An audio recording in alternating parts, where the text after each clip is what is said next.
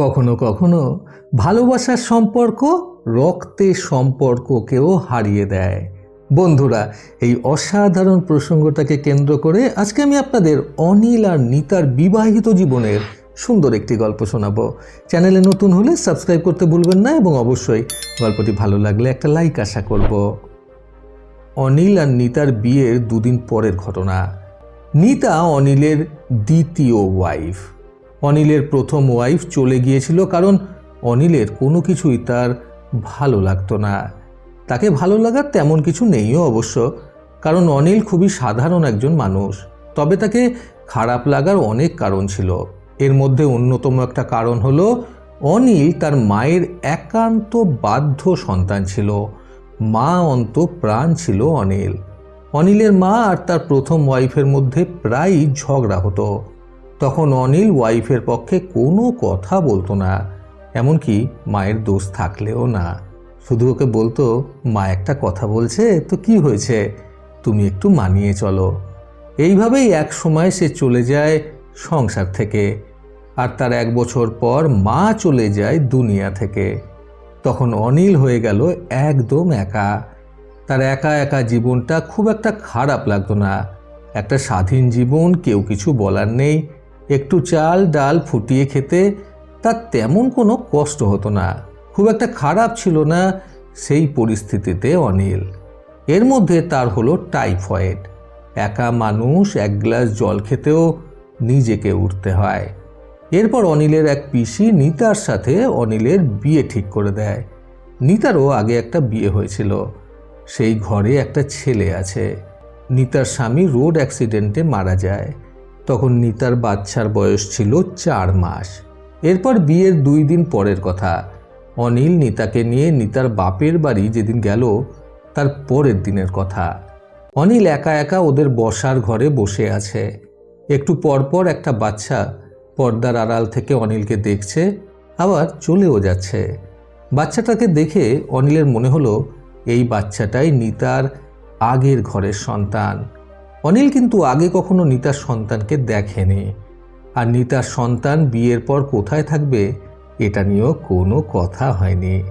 অনিলকে এই বিষয়ে কেউ কিচ্ছু বলেনি, আর তারও এই বিষয়টি মাথায় আসেনি। আবার ছেলেটা উকি দিয়ে অনিলকে দেখছে। অনিল হাতের ইশারায় তাকে ডাকলো।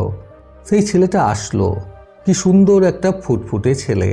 ছেলেটার চোখে মুখে একটা ভয়ের ছাপ স্পষ্ট বোঝা যাচ্ছে।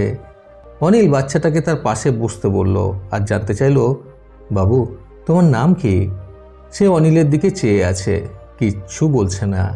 অনিল আবার বলল, তোমার নাম কি বাবু? সে আস্তে করে বলল, তুমি আমার মাকে কেন নিয়ে গেছো? আমি মা ছাড়া ঘুমোতে পারি না। অনিল থমকে গেল ওর কথা শুনে, আর ভাবতে লাগলো, তাই তো, আমি একজন বিধবা মহিলাকে বিয়ে করব, তার একটা সন্তান আছে। সবার প্রথমে তো কথা হবে তাকে নিয়ে, তার মায়ের বিয়ের পর সে কোথায় থাকবে সেই বিষয় নিয়ে। বিয়ের রাতে নিতা তার ছেলেকে নিয়ে একটা কথাও বলেনি অনিলের সাথে।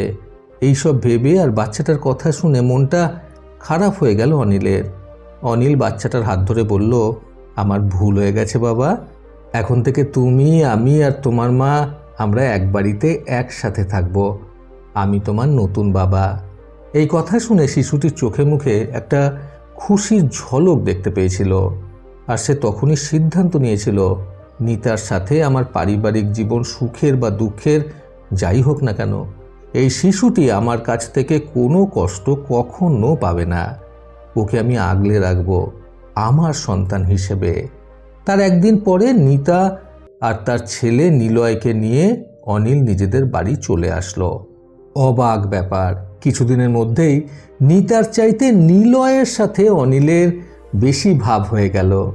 তাদের দুইজনের মধ্যে দুদিনেই এমন একটা সহজ সরল সম্পর্ক হয়ে গেল যে শিশুটি সারাক্ষণ অনিলের কোল ছুঁয়ে থাকতে চায়।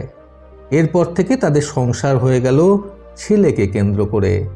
অনিলের হঠাৎ হঠাৎ মনে হতো নিলয় ছিল তারই সন্তান। ও হয়তো হারিয়ে গিয়েছিল, এখন আবার ফিরে পেয়েছি।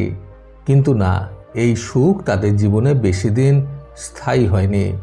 নিলয় তাদের জীবন থেকে হারিয়ে যায় এবং এতে অনিল বুঝতে পারে যে মায়া মমতার কোনো মূল্য নেই সংসারে।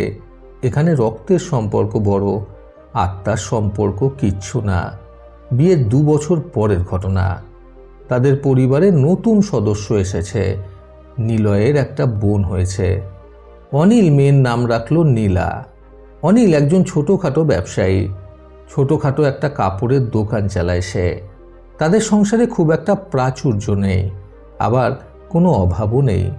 হঠাৎ একদিন অনিলের বাড়ির সামনে একটা বড় গাড়ি এসে দাঁড়ালো। সেখান থেকে এক ভদ্রলোক নামলেন এবং অনিলকেই ডেকে বললেন, আপনি কি অনিল সাহেব? অনিল বলল, হ্যাঁ। ভদ্রলোকটি তখন আবারও অনিলকে নিজের পরিচয় দিয়ে বলল, আমি নিলয়ের কাকা। অনিল তখন ওনাকে বাড়ির ভেতরে নিয়ে বসালো। অনিলের কেন যেন মনে হলো উনি এর আগেও এই বাড়িতে এসেছেন। উনি বেশি ভনিতা না করে সরাসরি বললেন, আমি কানাডা থাকি। আমি এবার দেশে এসেছি নিলয়কে কানাডা নিয়ে যাওয়ার জন্য। ওর কাগজপত্র সব রেডি করার জন্য একটু দেরি হলো। এটা শুনে অনিলের বুক ধড়ফড় করছে যে এই মানুষটা কি বলে, আমার ছেলেকে সে কোথায় নিয়ে যাবে? অনিল কোনো রকমে নিজেকে সামলে নিয়ে বলে, না, আমার ছেলেকে আমি কোথাও যেতে দেব না। অনিল সেদিন সবচাইতে বেশি অবাক হয়েছিল তার স্ত্রী আর নিলয়ের মা নিতার ব্যবহারে। নিতা একবারের জন্য বলেনি, কাকাবাবু আপনি নিলয়কে নিয়ে যেতে পারবেন না। আসলে নিতা হয়তো চেয়েছিল ছেলের আরও উন্নত জীবন, যা হয়তো আমার পক্ষে দেওয়া সম্ভব না। এটাই অনিল মনে মনে ভাবছিল। নিতা হয়তো এটাও ভেবেছে যে এখন অনিলের মেয়ে হয়েছে, তাই ও আর আগের মতো নিলয়কে ভালোবাসবে না। তারপরে এইভাবেই নিলয় চলে গেল অনিল আর নিতার জীবন থেকে। নিলয় চলে যাওয়ার পরের সময়গুলো অনিল কোনোভাবেই মনে করতে চায় না। অনিল ভেবেছিল যে আমার জীবন থেকে অনেকেই হারিয়ে গেছে, যেটা সবার জীবনেই আসে। মা, বাবা, আমার প্রথম স্ত্রীর চলে যাওয়া, সব কিছুতে আমার কষ্ট লাগা ছিল, তবে তা ছিল সহনশীল। কিন্তু আমার নিলয়ের চলে যাওয়া আমার জীবনকে একদম বিষণ্ণ করে দিয়েছিল।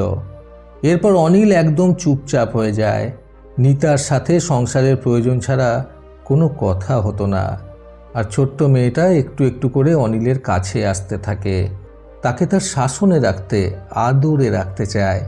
কিন্তু এরপরেও কিছুতেই নিলয়ের শূন্যতা কাটে না, কারণ তার জীবনে নিলয় ছিল তার কাছে অন্যরকম পাওয়া। অনিলের মনে হতো এই শিশুটিকে শুধু আমার জন্য ভগবান এই দুনিয়াতে পাঠিয়েছেন। ওর বাবা চলে গেছে ওকে শিশু অবস্থায় রেখে, অথচ নিলয় আমাকে তার সব চাওয়া পাওয়ার, ভালোবাসার সবচাইতে নির্ভরতার জায়গা মনে করেছিল। আমি ছিলাম নিলয়ের পিতা। আমাকে নিতার চাইতে বেশি বুঝতে পারত শিশু নিলয়, আর আমিও নিলয়কে বুঝতে পারতাম খুব ভালোভাবে। ও কি চায় না চায় সেটা ওর মুখ দেখে আমি বুঝতে পারতাম। আমাদের কত কিছু গল্প হতো। আহারে, শুধুমাত্র আমি ওর জন্মদাতা পিতা ছিলাম না বলে আমার ভালোবাসার কোনো মূল্য দিল না কেউ, এমনকি নিতাও না। এই সব কিছু অনিল ভাবত আর চোখের জল ফেলত। কত রাত নিলয়ের কথা ভেবে অনিল ঘুমায়নি, চোখের জল ফেলেছে শুধুমাত্র নীরবে। এইভাবেই দীর্ঘ 17টা বছর পার হয়ে যায়। কিন্তু এই রকম একটা দিনও আসেনি যেদিন অনিল নিলয়কে মনে করেনি, আর এক ফোঁটা হলেও চোখের জল ফেলেনি। 17 বছর পরে একদিন দুপুরে অনিল নিজের ঘরে নিজের বিছানায় শুয়ে রয়েছে চুপটি করে। হঠাৎ সে শুনতে পেল নিলয়ের গলা। গলার স্বর কিছুটা হলেও পরিবর্তন হলেও অনিলের কিন্তু বুঝতে মোটেও অসুবিধা হয়নি যে এটা তার 17 বছর আগেকার সেই ছোট্ট বাচ্চা ছেলেটা নিলয়। নিলয়ের স্বরে ভেসে আসলো, কি হলো বাবা, আমাকে চিনতে পারছো না? আমি যে তোমার নিলয়। নিলয়ের কথায় ধরপড় করে উঠে বসলো বৃদ্ধ হয়ে যাওয়া অনিল। 17 বছর আগের জীবন থেকে বাস্তবে ফিরে আসলো অনিল। কি বলবে সে ছেলেকে সেটা সে বুঝে উঠতে পারছিল না। নিলয়ের গায়ে মাথায় হাত বোলাতে বোলাতে অনিল বলে উঠল, তোকে আমি চিনব না? তোকে চিনবে না তোর বাবা? কি সুন্দর হয়েছে ছেলেটা আমার। তারপর অনিল আবার নিলয়কে প্রশ্ন করে বলল, আমার কথা তোর মনে ছিল নিলয়? তখন নিলয় ওর বুক পকেট থেকে একটা ছবি বের করে অনিলের হাতে দেয়। সেই ছবিখানা দেখে অনিল চোখের জল লুকাতে পারছিল না। এই ছবিটা তুলেছিল সে ছোট্ট নিলয়ের জন্মদিনে, নিলয়কে কোলের কাছে বসিয়ে। ছবিটা দেখে অনিল অঝরে কেঁদে চলেছে, আর নিলয় কথা বলছে, বাবা আমি এই ছবিটা সবসময় আমার কাছে রাখি, আর বের করে দেখি তোমাকে। জানো তো বাবা, আমার ভয় হতো ছবিটা হারিয়ে গেলে যদি আমি তোমাকে চিনতে না পারি, যদি ভুলে যাই তোমার চেহারা। এই কথাগুলো শুনে নিলয়কে বুকে জড়িয়ে কেঁদে ফেললো অনিল, আর কাঁদতে কাঁদতে উচ্চস্বরে বলতে লাগলো, আমার সন্তান ফিরে এসেছে আমার কাছে। সেদিন অনিল খুব ভালোভাবে উপলব্ধি করতে পেরেছিল যে কখনো কখনো ভালোবাসার সম্পর্ক রক্তের সম্পর্ককেও হারিয়ে দেয়। বন্ধুরা, সম্পর্কের গুরুত্ব বুঝতে আজকের গল্প থেকে শিক্ষণীয় 3টি কথা সর্বদা মনে রাখুন। প্রথমত, খাঁটি সম্পর্ক স্থাপনের জন্য যে সবসময় রক্তের সম্পর্কই থাকতে হবে এর কোনো মানে নেই। দ্বিতীয়ত, দুটি আত্মার মধ্যে নির্ভেজাল মেলবন্ধন সৃষ্টি হলেও কিন্তু সেই সম্পর্ক রক্তের সম্পর্কের থেকেও স্বচ্ছ হতে পারে। তৃতীয়ত, সম্পর্কের মধ্যে দূরত্ব যতই হোক না কেন, সেই সম্পর্ক যদি টিকিয়ে রাখার ইচ্ছে উভয় পক্ষেরই থাকে, তাহলে সেই সম্পর্ক অত্যধিক দূরত্ব থাকা সত্ত্বেও টিকে যাবে। প্রতিবারের মতো আবারও বলবো, এই পৃথিবী তাদেরকেই সম্মান দেয় যারা ইউনিক কিছু করার ক্ষমতা রাখে।